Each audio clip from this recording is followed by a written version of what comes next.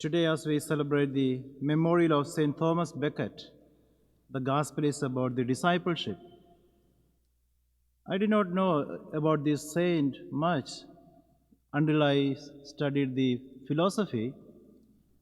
So, every year in our um, philosophy classes, the students, the seminarians, they used to play a drama. And I think in 1995, the drama was about the St. Thomas Becket. It was a really an inspiring drama the seminarians played there.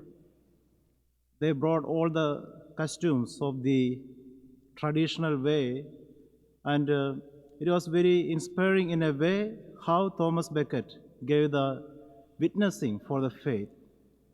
He was the chancellor in England for 80 years, and when Henry uh, decided to abandon the Christian faith, he did not do that. Rather, he was always defended the Catholic faith.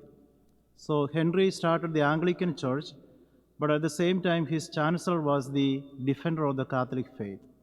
So Henry offered many positions, money, prestige, everything to Thomas Becket, but he said, "My traditional faith, or the faith that was I grown up, that is the faith in Catholic. So I will never abandon it." So that's why finally he was beheaded. So in today's gospel, Jesus tells that if anyone wants to follow me, he must deny himself, take up his cross, and follow me. That's a big challenge for every Christian, especially in today's world. There is a lot of things that we are struggling in our life, especially with our faith. Wherever we go, we can see there is a lot of counter against our faith. We are encountering many things that are against our faith, especially from our friends, or from the school, or from our job place, or where we are traveling, from the movies, from the social medias. Everywhere we are encountering these kinds of um, against the faith. So, how we are witnessing our faith in these places? Are we able to defend the faith that we were practicing? We were growing up.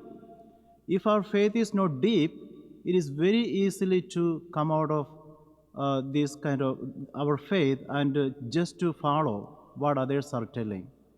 So we had to be a deep-rooted faith every day in our life. And that's why the importance of Christmas that we are celebrating every year. It is a reminder that God is always faithful to us. He never go away from his promises. Like St. Paul wrote in the first letter, God is always faithful to us. He is always showing that he is ready to encounter in our life anytime. So the promise that God always fulfilled through Jesus Christ, through his birth, and that same faith always leads us. So we should not be a Christians of Christmas and Easter.